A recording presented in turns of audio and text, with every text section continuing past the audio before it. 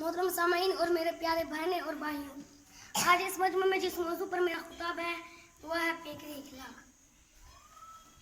किसी ने माई आयशा रज़ी अल्लाह अन्हा से पूछा, हुजूर सल्लल्लाहु अलैहि वसल्लम के इखलाक कैसे थे? उन्होंने जवाब दिया कि तुम कुरान शरीफ नहीं पढ़ा है, जो कुछ भी कुरान में हुजूर सल्लल्लाहु अलैहि वसल्लम के इखलाक थे। आपकी सारी जिंदगी कुरान पाक की अमली तफसीर थी। हुजूर सल्लल्लाहु अलैहि वसल्लम बड़े खाकशार, मिलनिसार और मेहरबान और रहम दिल थे। छोटे बड़े सबसे मोहब्बत करते थे। आप अपने उम्र भर में कभी किसी के सवाल में नहीं कहा, खुद भूखे रहते और दूसरों को खिलाते। निहायत सखी थे कि घर में नगद किस्म की कोई भी चीज होती, जब तक वो खैरात ना हो जाता आपको चैन न पड़ता।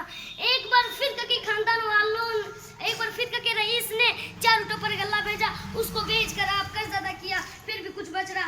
आपने फरमाया कि जब तक कुछ भी बचेगा मैं घर में नहीं जा सकता। दूसरे चनांचा आपने पूरी रात मस्जिद में गुजारी। दूसरे दिन जब गल्ला तकसीम हो चुका तब घर में तशरीफ ले आए। आप यतीमों से बहुत मोहब्बत करते, उनकी भलाई की ताकीद फरमाते। इरशाद हुआ कि मुसलमानों का सबसे अच्छा घर है जिसमें किसी यतीम बच्चे के साथ भलाई की जा रही है, और सबसे बुरा घर है जिसमें किसी यतीम बच्चे के साथ बुराई की जा रही है।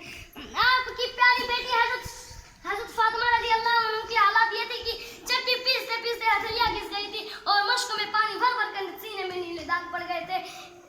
उन्होंने एक दिन आपसे खात्मा के लिए दरख्वास्त की। आपने फरमाया कि बेटी, बद्र के यतीम बच्चे तुमसे पहले दरख्वास्त कर चुके हैं।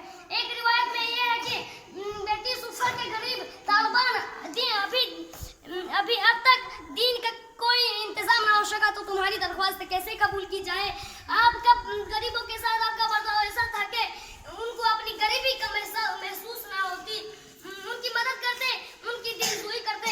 हमेशा आप ये दुआ मांगते कि इलाही मुझे मिस्किनों में ही जिंदा रख और मिस्किनों ही के साथ उठा ले और मिस्किनों ही के साथ हश्र कीजिए।